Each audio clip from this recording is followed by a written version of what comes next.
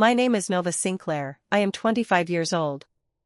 There are quieter ways a life can be dismantled than anyone admits out loud, and I learned that while sitting alone at my desk in the West Little Rock enclave we had called home for 3 years. The exclusive gated community sat behind stone walls and carefully maintained live oaks, the kind of place where every driveway held a late-model European sedan and every conversation circled around portfolio performance. I had spent the morning transferring a set of family photographs from an old hard drive into a clean archive folder, nothing more dramatic than that. Metadata windows opened automatically as the files copied. Dates and GPS coordinates stacked themselves in neat columns on the screen. My husband had told me he spent the first 2 weeks of March locked in negotiations at a commercial real estate conference in Tulsa. The photographs placed him on a balcony overlooking Biscayne Bay instead, the same days, the same hours, the same light. If you have ever watched the numbers refuse to match the story someone told you, leave a note in the comments and tell me where you are watching from. I did not raise my voice. I did not call him. I opened the joint investment portal my financial planner Eden Cross had helped us establish 18 months earlier. The login failed. I tried the secondary authentication. It failed again. A formal notice appeared in the message center stating that ownership interest under my name had been removed effective the previous Friday. The entire fortune we had spoken of as shared, every growth fund, every municipal bond ladder, every carefully worded trust provision, had been reclassified as solely held by him. The balance line that once read 6 figures now read 0 under my column. Eden Cross answered on the second ring. Her voice stayed level while she walked me through the transfer authorization. The digital signature on the release form carried my full legal name. I had never seen the document. The IP address that submitted it traced to a workstation registered to the commercial real estate firm where my husband worked as a senior acquisitions director. The workstation belonged to his co-worker Lila Monroe. I closed the laptop and sat very still. The house remained quiet. Afternoon light moved across the polished concrete floors without urgency. When my husband returned that evening he set his keys in the usual ceramic dish and walked past the open office door without speaking. The silent treatment that followed lasted 4 days. Meals appeared and disappeared. Lights turned on and off. No accusations, no explanations, only the steady absence of any acknowledgement that I still occupied the same rooms. On the 5th morning I drove to my father's small consulting office near the river. Harlan Sinclair had spent 31 years as a senior examiner for the State Revenue Department before opening a quiet practice that specialized in reconstructing paper trails other people preferred to leave buried. I placed the metadata printouts and the transfer notice on his desk without preamble. He read them once, then a second time, then looked up and said only that we would need cleaner copies of the authorization chain and a complete download of the photo files before anyone else touched them. My older sister arrived at the house that same afternoon carrying a bakery box and a practiced expression of concern. Rowan Blake set the box on the kitchen island and told me, in the same calm tone she used for charity board meetings, that I was creating unnecessary drama. My mother stood behind her and added that my husband had already explained the situation. According to them, the portfolio restructuring protected the family's long-term position, and my emotional reaction only proved I was not equipped to handle serious money. They stayed 40 minutes. Neither of them asked to see the documents. When they left, the silent treatment inside the house resumed as if they had never entered. Eden Cross met me the next morning at a neutral conference room she kept for sensitive clients. She brought a forensic imaging specialist she trusted and a former field agent named Callum Drake who had left the Internal Revenue Service after 22 years. Callum Drake examined the metadata timestamps first. He confirmed the GPS coordinates could not be altered without leaving detectable traces, and the traces were absent. The photographs were original. The transfer authorization, however, carried a digital certificate that had been issued through a temporary credentials portal at my husband's firm. Lila Monroe's user ID appeared on the certificate request. My father joined the meeting by secure video link. He spoke in the flat cadence of someone who had spent decades watching people invent explanations for missing funds. He instructed me to continue living inside the house exactly as before, to make no public statements, and to collect every automatic email notification that still reached the joint accounts before they were fully closed. The silence from my husband continued. On the evening of the 7th day he finally spoke. He stood in the doorway of the bedroom and told me the paperwork had been necessary. He said the entire fortune had always been structured for flexibility and that my name on the accounts had been temporary. He said I should be grateful the transition was handled quietly. Then he turned off the light and left the room. I did not follow him. I sat on the edge of the mattress and opened the photo archive again. One image from the Miami series showed Lila Monroe standing beside him on the same balcony, her hand resting against the railing, the timestamp matching a night he had called me to complain about a late strategy session in Tulsa. The metadata window remained open. The coordinates did not move. 2 days later my brother-in-law Seth Blake sent a single encrypted message. He had overheard a conversation between my older sister and my mother in which they discussed the timeline for my removal from the remaining household accounts. He asked only whether I wanted the recording. I replied that I did. The file arrived within the hour. Their voices were calm. They spoke of protecting the family's reputation inside the enclave and of the social cost of a public dispute. My name appeared only as an obstacle that needed to be cleared before the next quarterly partnership review at my husband's firm. Eden Cross and Callum Drake worked through the weekend. By Monday morning they had assembled a chronological package, the original portfolio formation documents bearing both signatures, the unauthorized transfer, the metadata series, and the workstation logs that placed Lila Monroe at the terminal when the release was submitted. My father reviewed every page and said the pattern was deliberate. He also said that deliberate patterns sometimes survived legal challenge when the people who benefited controlled the local narrative. That afternoon my husband returned early. He placed a thin folder on the kitchen counter and told me the remaining joint credit lines would be closed by the end of the week. He advised me to make other arrangements. The folder contained no explanation, only the formal notices. He left the house again without waiting for a response. The silence that followed felt heavier than the previous days, not because of volume but because of finality. I forwarded the entire package to Pierce Langston, the attorney my father had retained on my behalf. Pierce Langston's reply arrived after business hours. He confirmed receipt and stated that the evidence was sufficient to open a formal inquiry into the transfer. He also cautioned that inquiries of this nature moved slowly when the opposing party held significant standing inside the same professional circles that would evaluate the claim. I read the message twice, closed the laptop, and sat in the darkening office while the automatic sprinklers activated across the lawn outside. The water arcs rose and fell in measured intervals. Inside the house nothing moved. The photographs remained open on the screen, their metadata columns still aligned in perfect chronological order, each one a quiet record of a life that had been rewritten without my signature. I remained in the office long after the sprinklers shut off, the metadata columns still glowing on the screen, until the automatic security system armed itself for the night. The next morning my husband left without a word, the garage door closing on the same measured silence that had filled the house for more than a week. Eden Cross called before 9. She and Callum Drake had spent the previous night cross-checking the original formation documents against the transfer logs. What they found altered the shape of the problem. The growth funds and bond ladders listed under the joint portfolio had never held the balances advertised in the quarterly statements my husband had shown me. The numbers on those statements were projections only, generated by an internal modeling tool at his firm and never funded with actual capital. The entire fortune had been an accounting fiction maintained for appearance inside the enclave and for leverage with outside partners. My name had been attached to a set of empty shells.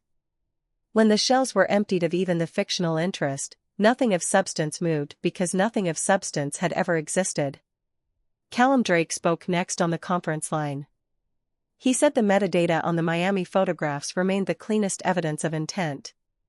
The timestamps aligned with wire transfer requests that had moved small operational sums out of firm escrow accounts under Lila Monroe's temporary credentials. Those sums were modest, yet they proved the same workstation had been used for both the personal deception and the professional ones. Pierce Langston joined the call long enough to state that the fiction itself complicated recovery. Courts preferred tangible assets. Empty projections left little to seize. I thanked them and ended the connection. My father arrived at the house an hour later carrying a single manila folder. He set it on the kitchen counter and told me my older sister and my mother had already contacted 3 mutual acquaintances inside the enclave to express concern about my stability. The message they circulated was consistent, the portfolio adjustment had been routine, and my reaction indicated I was no longer capable of rational discussion. Social invitations that had once arrived weekly stopped. 2 neighbors who usually waved from their driveways now looked past me when I walked to the mailbox. My brother-in-law Seth Blake sent another encrypted note that afternoon. He had recorded a second conversation, this one between my mother and my husband. In it my mother advised him to accelerate the remaining account closures before any formal complaint could be filed. She told him the community would support the decision once the narrative of my emotional unreliability was firmly in place. My husband answered only that the process was already underway. That evening the silent treatment broke for the first time in days. My husband stood in the doorway of the living room and informed me that the residential security system and the smart home controls would be transferred to his sole authorization by the following Monday. He said the change protected the property during a period of uncertainty. He did not wait for a reply. He simply turned and left the room. The house remained fully functional, yet every electronic permission now carried an expiration date. The crisis arrived 2 mornings later in the form of a certified letter from the commercial real estate firm. Graham Holt, the firm's chief executive, had authorized a formal review of all partner-related household accounts after an internal compliance flag. The letter requested my voluntary appearance at a closed meeting to clarify the status of any joint holdings. The tone was polite and final. Refusal would be noted in the partnership file. I called Pierce Langston immediately. He advised attendance with representation and warned that the meeting itself would become part of the permanent record. Eden Cross and Callum Drake prepared a concise packet of the metadata, the unfunded portfolio statements, and the workstation logs. My father insisted on driving me to the firm's downtown offices. The conference room was windowless and deliberately neutral. Graham Holt sat at the head of the table with 2 compliance officers. Lila Monroe was not present. My husband occupied the chair opposite me and did not look up when I entered. Pierce Langston placed the packet on the table and began a measured summary. He had spoken for less than 4 minutes when my husband's phone vibrated. He glanced at the screen, then stood and left the room without explanation. The silence that followed lasted nearly 10 minutes. When he returned his expression had changed. He asked for a private moment with me in the adjacent hallway. Pierce Langston objected. My husband repeated the request, stating it concerned a family matter that should not enter the official minutes. I agreed to 3 minutes. In the hallway he spoke in the same flat register he had used for the past 2 weeks. He told me the photographs had been a mistake. He said Lila Monroe had accompanied him on the Miami trip for a client entertainment obligation that later became personal. He admitted the portfolio statements had been generated for external optics and that the actual capital had never been deposited because the firm's credit lines were already extended. He claimed the transfer of my name had been intended as temporary protection while the optics were corrected. Then he said the meeting inside could still be steered if I signed a brief acknowledgement that the portfolio had always been provisional and that no deception had occurred.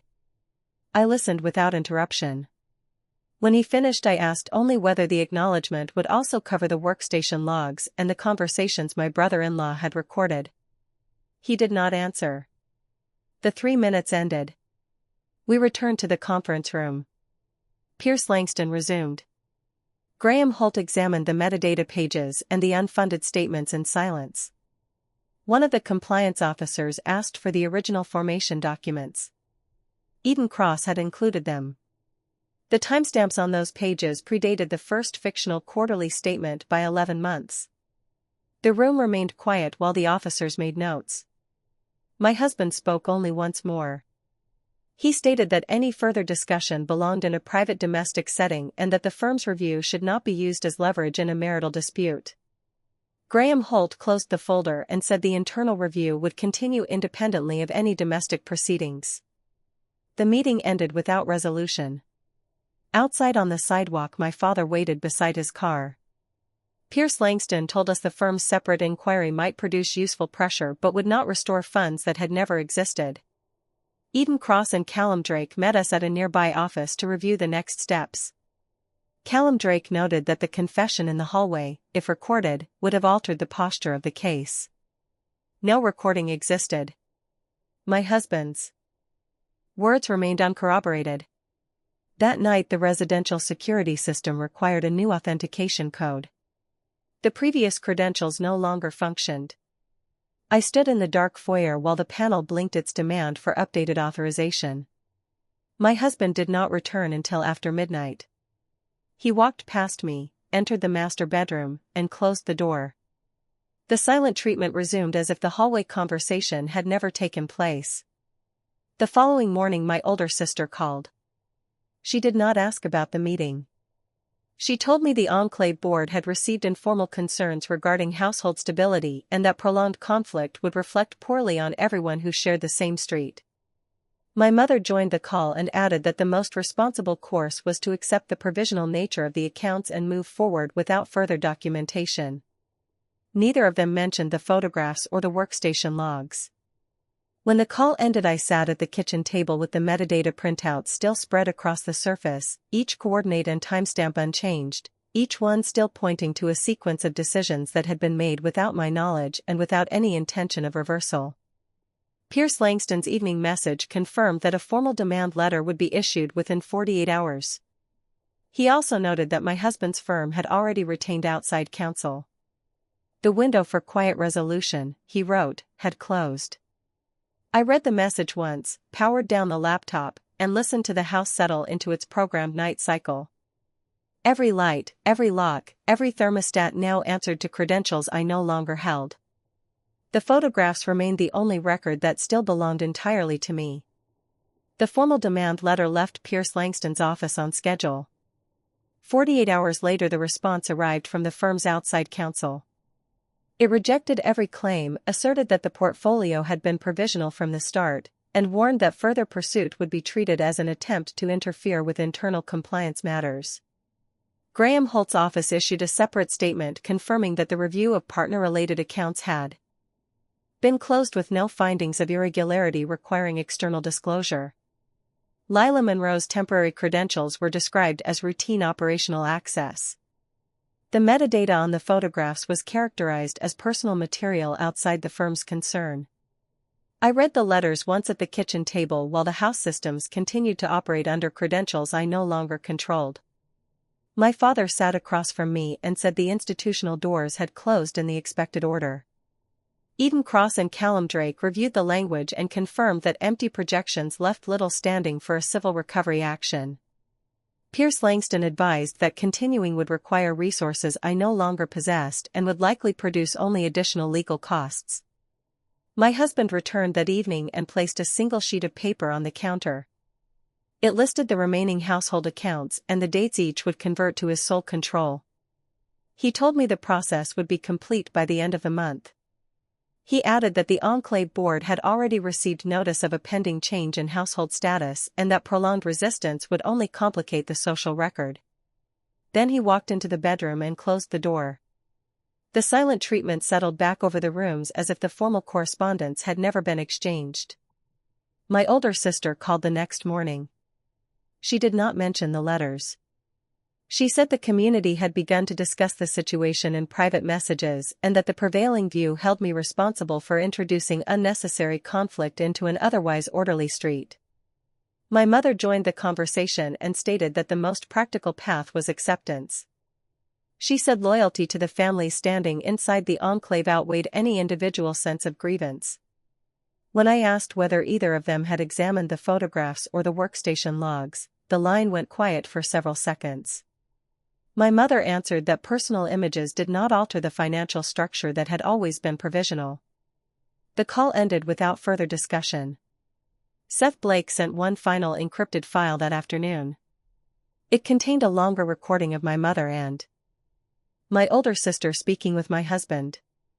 In it they coordinated the sequence of remaining account closures and the language to be used if neighbors inquired. My name appeared only as a temporary complication that would resolve once the documentation was complete.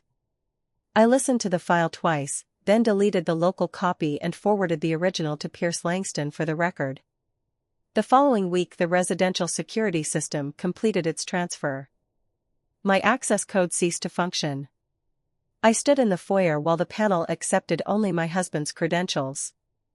That night I slept in the guest room. The next morning I packed a single suitcase with clothing and the printed metadata pages. My father arrived to collect me. He did not offer commentary. He simply loaded the suitcase and drove us to a short-term rental on the opposite side of the river. Pierce Langston scheduled a final conference call the day after I left the house. Eden Cross and Callum Drake joined. The attorney stated that the combination of fictional assets, institutional closure, and coordinated family narrative left no viable path to restoration. Continuing would exhaust the remaining liquid resources I controlled and would not change the outcome. He asked whether I wished to authorize a formal withdrawal of the demand. I authorized it. The decision required no discussion.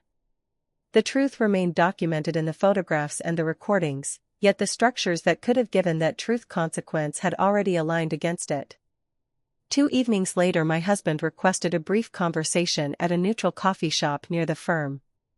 I attended with Pierce Langston present at a nearby table. My husband spoke in the same measured tone he had used throughout. He said the matter was finished. He said the community and the firm had accepted the provisional nature of the accounts and that further documentation would serve no purpose. He advised me to rebuild elsewhere and to refrain from contacting mutual acquaintances inside the enclave.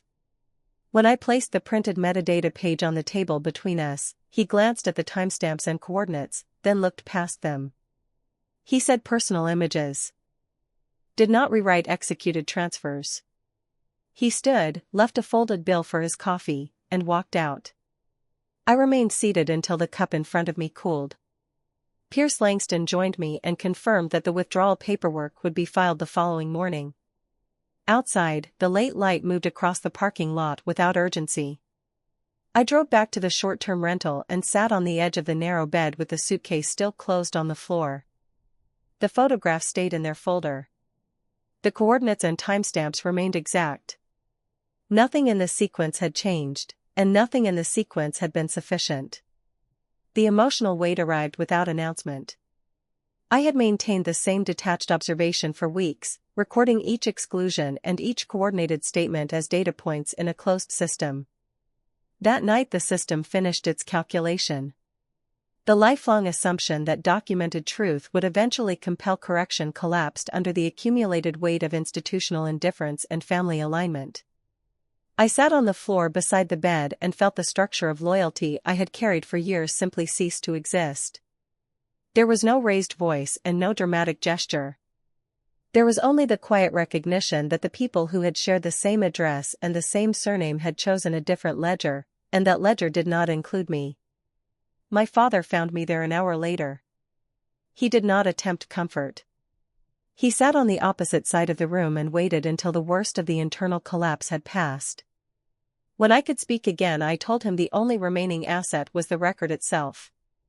He answered that a record without enforcement was still a record, and that some forms of freedom consisted solely of no longer participating in the fiction.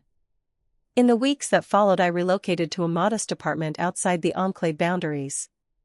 Eden Cross helped me open accounts in my sole name with the limited funds that had never been swept into the provisional portfolio. Callum Drake provided a final written summary of the metadata chain for my personal files. Pierce Langston closed the matter and returned the original documents. Seth Blake sent one last message stating that he would remain available if further recordings surfaced, then went silent in keeping with the family's new boundaries. My mother and my older sister did not contact me. My husband completed the remaining transfers and continued his work at the firm without interruption. The photographs stayed in a locked folder on a separate drive. Occasionally I opened them and verified that the coordinates and timestamps had not shifted. They never did. The deception had been brought fully into the light, yet the light had not altered the outcome. What remained was the clear knowledge that loyalty offered without reciprocity had been spent, and that the only durable possession left was the decision to stop offering it. I learned that freedom through truth can arrive as a narrow, cold space rather than a victory. The space contains no restored accounts and no public reckoning. It contains only the refusal to continue performing inside a story written by others. That refusal is quieter than most people expect, and heavier. Thank you for listening to my story. If you have ever faced a moment when the evidence changed nothing and the people closest to you chose the more convenient narrative, what would you do?